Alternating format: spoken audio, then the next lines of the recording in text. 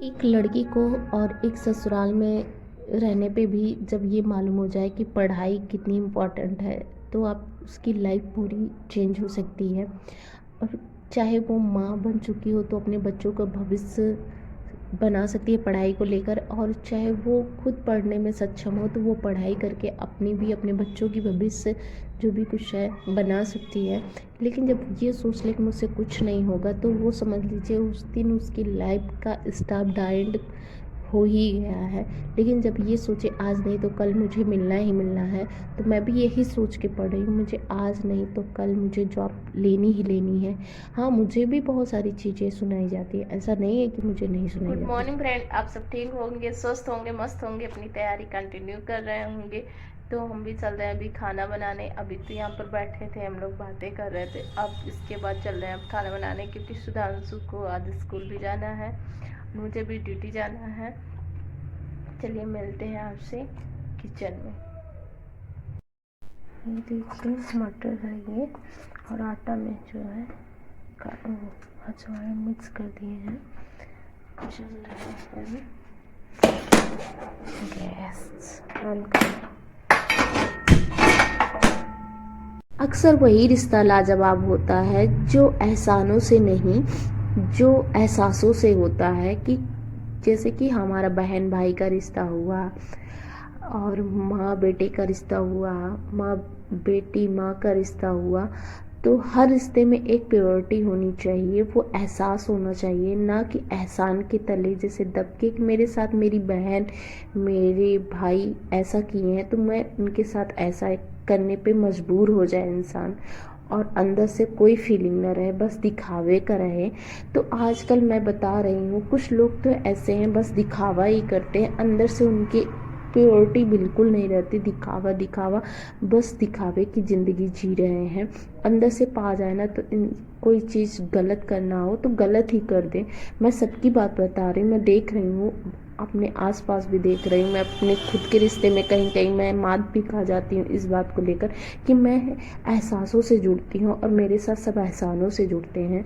तो एहसानों से क्या दिखावटी करते हैं, एहसान भी नहीं मानते। लेकिन चलो एहसान मत मानो, लेकिन दिखावा तो ना करो, प्योरिटी रखो अपने रिश्ते में। जो भी कुछ है आप जो अंदर हो वही बाहर से भी दिखो, क्योंकि ये दिखावे की ज़िंदगी ना कुछ ही दिन तक आपकी चलेगी।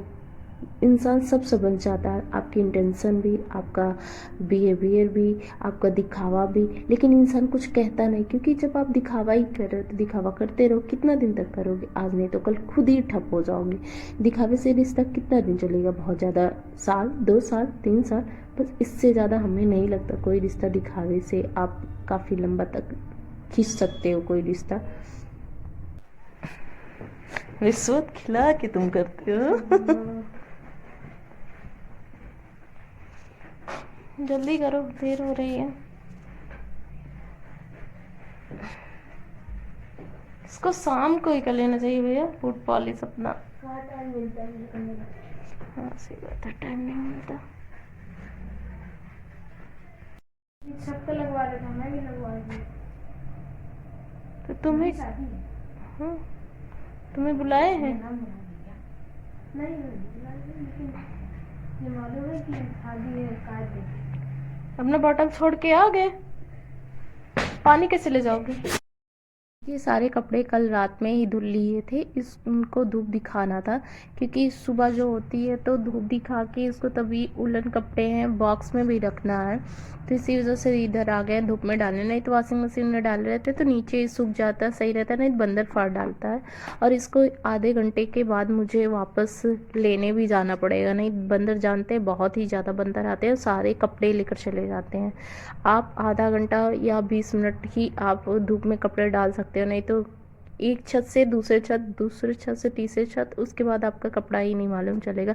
मेरा तो नई नई कुर्ती बहुत बार लेकर चले गए हैं बंदर, तुरंत ही डाल के आते थे, तुरंत जाते थे लेने, तो पता चलता था गुम हो गई है कुर्ती। और सुधांशु के पापा की टी शर्ट शर्ट, एक बात की बात बताएं तो सुधांशु के पापा नई शर्ट सिलाए थे, मैं उसको बालकनी में डाली थी धुल के, और सोचे कि अभी हटा लेंगे, बस मुश्किल से हम कह रहे हैं 20 मिनट हुआ था। 20 मिनट में वो ले जाके, आंवले का पेड़ है मेरे बगल, उधर ले जाके छोटा बंदा था फाड़ डाला, सारा सारा सल्ट फाड़ डाला। और एकदम नई सल्ट थी, तुरंत ही लेकर आए थे। एक बार होता नहीं कि धुल के तभी कपड़े पहने जाते हैं, इसी वजह से ऊपर नहीं डाले थे।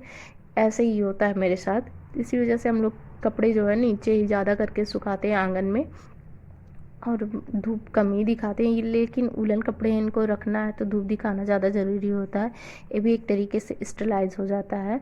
तो इधर फिर सारे कपड़े हम डाल चुके हैं, और एक छोटी सी हैंकी थी, मैं उसको भी धुल के डाल रही हूँ। तो इस पे इसको इससे चिपका देते हैं ना तो उड़ती नहीं है, चिमटी नहीं लगाती, क्योंकि तुरंत ही लेकर जाना होता है, इसी वजह से। ये देखिए सुधांशु पढ़ रहे हैं, मैथ लगा रहे हैं, और इधर मैं भी अपनी पढ़ाई कर रही हूँ। चलते हैं, फिर उसके बाद चाय बनाएंगे, चाय पियेंगे। फिर देखिए इनका फेस देख लीजिए, स्माइल कर रहे हैं, स्माइल कर रहे हैं। तो पढ़ाई तो इम्पोर्टेंट है ही, पढ़ाई सबसे ज़्यादा इम्पोर्टेंट है, आप लोग जानते ही होंगे। पढ़ाई से सब कुछ मिलने वाला है।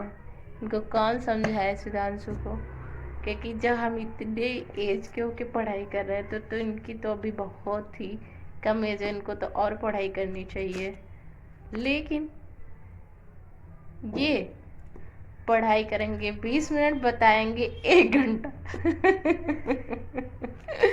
ये बच्चों में होता था, किसका किसका बचपना रहता था। हम लोग भी ऐसे करते थे, बुक लेकर बैठे, जैसे ये बैठे रहते हैं बुक लेकर, वैसे मैं भी बुक लेकर बैठी रहती। जैसे पापा आते, जैसे लगता है 4-4 घंटे से पढ़ाई कर रहे हो, इस तरीके से माहौल क्रिएट करते थे। पूरे कापी पेन बिखरा देते थे, और तुरंत पढ़ने बैठे ही रहते थे। मम्मी कहती वाह, काफी टाइम से पढ़े रहे थे। ऐसे लगता बस कह रही है बता दे, क्यों कहते मम्मी बात बताना, कल से पढ़ेंगे, यही होता था। पापा ड्यूटी से जब आते ना 8-9 बजे, तब वैसे बिखरा देते थे हम। और पहले तो जब हम लोग का बचपन आता ना, तो लाइट नहीं रहती थी, बहुत कम रहती थी। ये सोलर पैनल रहता था, उसको पापा को 40वां लगा रहता था। क्या करते थे हम लोग, दीदी, नेहा और हम तीनों लोग मिलके ट्यूबलाइट का कनेक्शन कट कर देते थे कि पढ़ाई 4 बजे नहीं उठ के करना पड़े, नहीं तो 4 बजे उठ के पढ़ाई करना पड़ता था। ये करते थे हरकत हम लोग बचपन में, समझे। तो ऐसे इसीलिए जान जाते कि 20 मिनट हुआ तो तुम बताते हो 40 मिनट पढ़ रहे चलिए हैं, आज हम 40 आपको मिनट अपने से। बचपन की कुछ बातें बताते हैं कि हम लोग क्या क्या देखे हैं, किस किस इंसान को देखे हैं, और कितना अब उस लेवल तक भी देखे, वो इंसान किस लेवल तक है। तो आपको बताते हैं, एक मतलब ये मैं झूठ नहीं बोल रही हूँ, मैं सच्चाई बता रही हूँ। मैं आपको बता रही हूँ कि एक हमारे गांव में थी, चाची लगती थी, उनके 2 बच्चे थे और एक लड़की थी।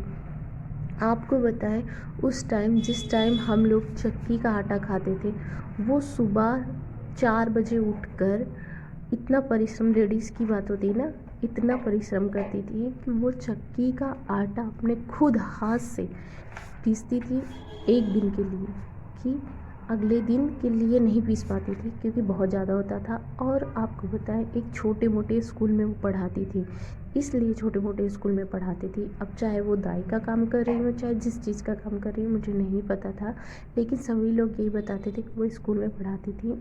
तो आपको बताएं, वो पढ़ाती थी, इसलिए पढ़ाती थी स्कूल, वो मेरे गांव से, वो सिटी में था, वो पैदल 11 किलोमीटर जाती थी दोनों बच्चों के साथ में लेकर, क्योंकि उनके बच्चों की शिक्षा उस स्कूल में रहेंगी तो उस स्कूल की फ़ीस उनके बच्चों की माफ़ हो जाएगी। आप सोचिए, उन इतना परिश्रम एक लेडीज़ करती, उन बच्चों की फ़ीस माफ़ हो जाएगी, फिर उसके बाद वो जो पैसा पाती थी उसका थोड़ा बहुत अपना घर का खर्चा चलता था। और जो उनके हस्बैंड थे, उनकी मानसिक संतुलन बिल्कुल सही नहीं थी।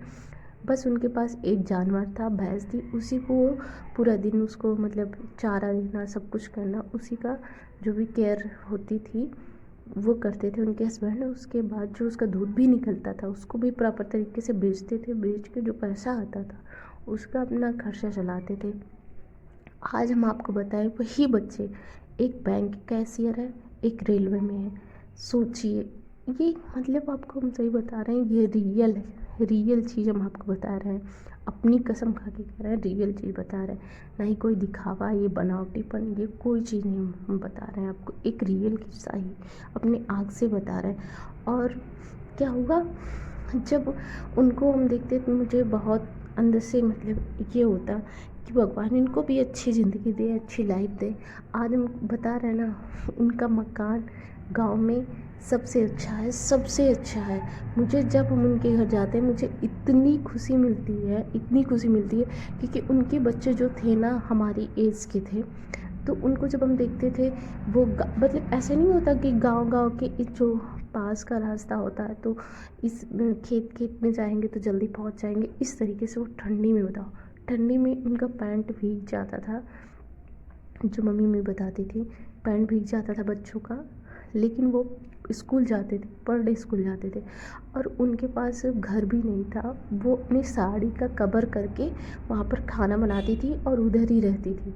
वो जो जानवर के लिए भी उनके पास नहीं रहता था, उसको भी उसका क्या बोलते हैं, जो गन्ने की पत्ती होती उसका बना के अपना कवर किए रहती थी ठंडी में, और गर्मी में उसको भी हटा देती थी। लेकिन लू आती थी तो लू की वजह से वो साड़ी बांध के रख करके रखती थी चारों तरफ, पल्ली खरीदते तक पैसे नहीं रहते थे, सोचिए।